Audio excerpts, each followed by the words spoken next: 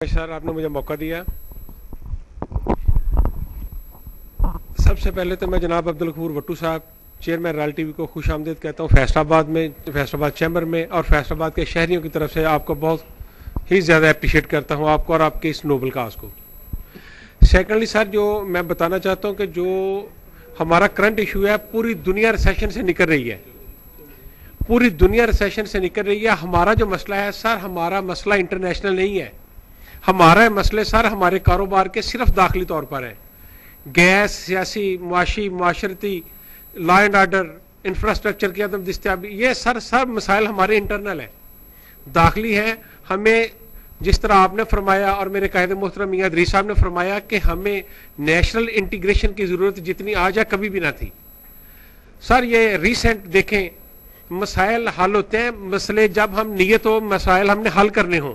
सिर्फ ये कह देना कि मसाइल हल हो, मसाइल इस तरह हल नहीं होते सर। मसाइल कैसे हल होंगे जब आप तो, मैं सिर्फ नाम नहीं लेता लेकिन सारे शहर को पता है, पूरे पाकिस्तान को पता है कि फैसलाबाद में सिर्फ 2 इंडस्ट्रियल यूनिटों से तकरीबन 10,000 आदमी बेरोजगार हो गए हैं पिछले 2-3 माह में।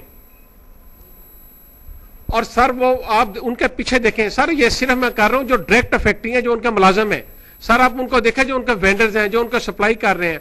मैं सिर्फ एक मिसाल देता हूं कि अगर सिर्फ उनके ऊपर इस इधर स्टिकर छोटा सा लगा होता है ना, उसके पीछे वो कितनी बड़ी इंडस्ट्री है सर। लाखों, ये हमारा टेक्सटाइल, ये इसको इसीलिए इसको मैनचेस्टर नहीं कहते, this is the main hub of Pakistan, Faisalabad जो है सर। हम इसको चलाएंगे कैसे? लॉ एंड ऑर्डर का जो मसला है, जब इतनी अनएम्प्लॉयमेंट तो सिर्फ 2 अदारों से हो गई, तो हम कैसे सारे सर्वाइव कैसे करेंगे? वो बंदे ने तो खाना है, रोटी तो लेके जानी है उसने घर, वो बाहर खड़ा हो जाएगा, किसी ना किसी को मार के लेके जाएगा घर में, कहां से आएगा सर वो? इसीलिए हमारे दो नहायत मुअज़्ज़ज़, हमारे फैसलाबाद चैम्बर ऑफ कॉमर्स के जो नहायत मुअज़्ज़ज़ मेंबरान, एक वो राना सलीम साहब हक ज्वेलर वाले, उनके साथ जो सर इतनी जुल्म, देखे बंदा कमाता है, सारी जिंदगी कमाता है, को आता है, पिस्तौल दिखा के 2 मिनट में छीन के ले जाता है। रात को बंदा दुकान बंद करके गया, सुबह जनाब आया, आके देखा वो गश खा के गिर पड़ता है, जो उसकी सारे साल की सारी जिंदगी कमाई है वो जनाब लुट गई। मैं यहां पर ये आपकी वसासत से फैसलाबाद की इंतजामिया को भी अप्रिशिएट करना चाहता हूं।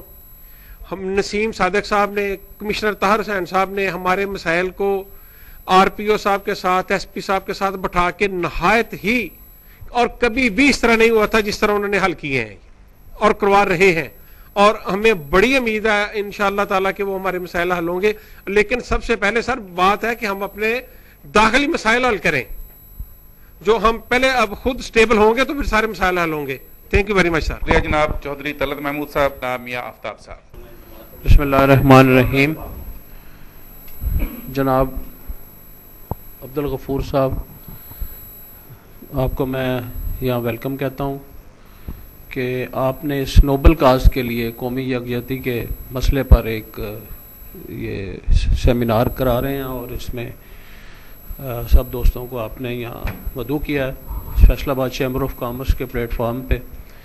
मैं being a former president Faisalabad chamber of commerce and former chairman all Pakistan textile processing association की हैसियत से आप दोस्तों से मुखातब हूँ, और मैं सबको सलाम पेश करता हूँ।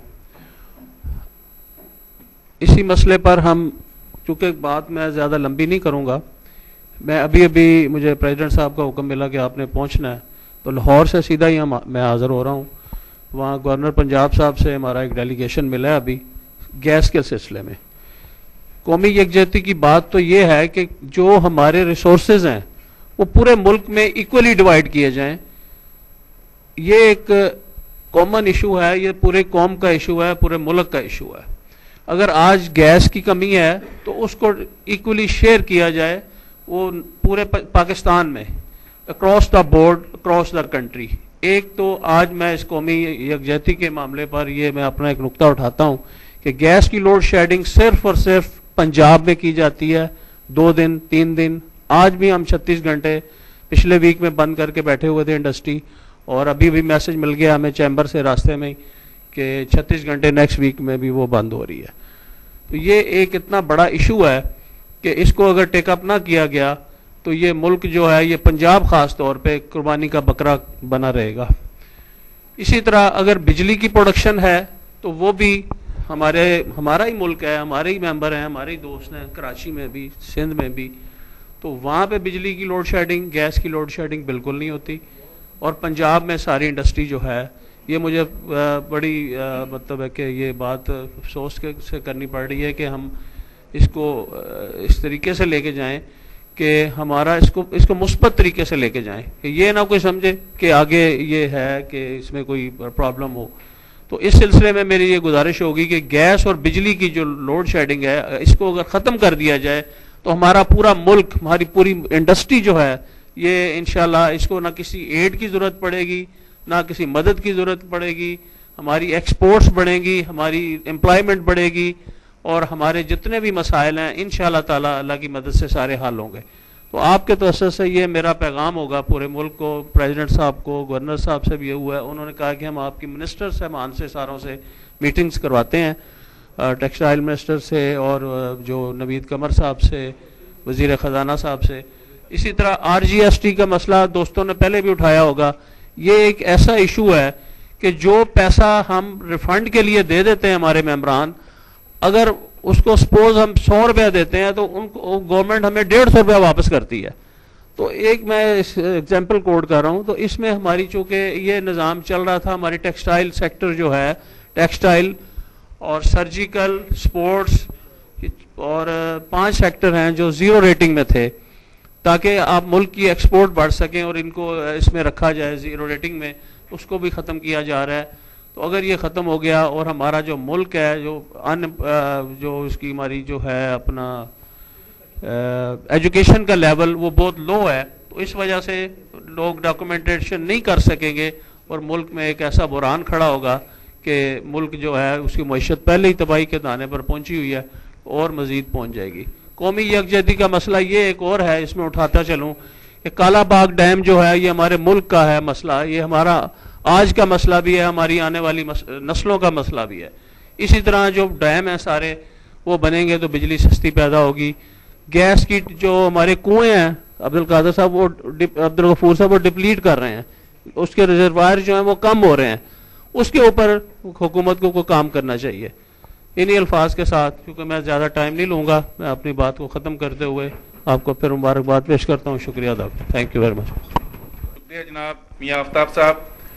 कौमी यकजहती के हवाले से जो एक मैसेज जनाब चेयरमैन मियाँ अब्दुल गफूर भट्टू साहब ने दिया है, और ये बहुत इंपॉर्टेंट फोरम है ये जो चैम्बर ऑफ कॉमर्स फैसलाबाद का है, तो मैं समझता हूँ कि मसाइल जाहिर है कि साथ साथ चलते हैं, मसाइल हल होंगे, कौमी यकजहती के जज्बे और ज्यादा उजागर होंगे, और इसमें कोई दूसरी राय नहीं है कि आपके जो मसाइल हैं, चेयरमैन साहब ने खुद जिक्र किया है, उनका तो बल्कि पैगाम ये है कि बिजली और गैस तो फ्री होनी चाहिए, सनतकारों से इसके पैसे ना लिए जाएं, इसके बदले एक्सपोर्ट ज्यादा जाएगी, ज़र मुबादला आएगा, और मुल्क जो है वो ज़र मुबादला के हवाले से जब इतना ज्यादा कमा लेगा तो हमें कर्ज लेने की जरूरत नहीं होगी, बल्कि खजाने लबालब भरे होंगे। ये गोल्डन तजवीज है, और मैं समझता हूं कि मुल्क भर के चैम्बर्स को इस तजवीज का खैर मकदम करना चाहिए जो चेयरमैन रॉयल टीवी ने उठाई है कि आप लोड शेडिंग की बात कर रहे हैं। हमारी तजवीज तो ये है हमारे चेयरमैन की, ना बिजली का बिल हो, ना गैस का बिल हो सनतकारों के लिए, और हमारे कारखाने जो है ये खुद सोना उगलेंगे, इसकी जो पैदावार होगी मुल्क के खजानों को भर देगी। तो इसलिए हम आपसे हम मांग है। अब बात है पूरे मुल्क में जो आपके जरिए आवाज पहुंचानी है हमारे चेयरमैन साहब ने,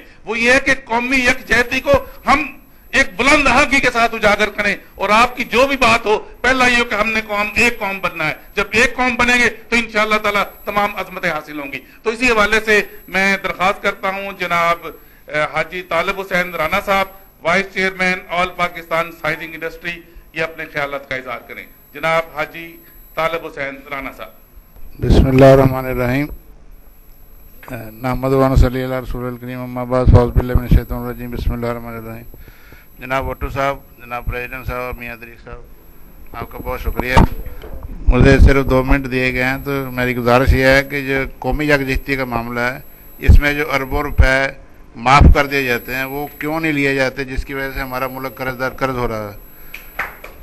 और इसी तरह अब GST हमारे ऊपर नाफज हो रहा है, 1 तारीख से गवर्नमेंट कह रही है लगाने का। ये सबसे बड़ा फ्रॉड हो रहा है मुल्क में। 90 आदमियों से लेते हैं, 10 को रिफंड कर देते हैं। इस वक्त तो एक्सपोर्टर भी रो रहा है, नीची इंडस्ट्री वाला भी रो रहा है। क्योंकि हमारा अपने छोटी इंडस्ट्री से तल्लक है। इस वक्त सूरत हाल यह है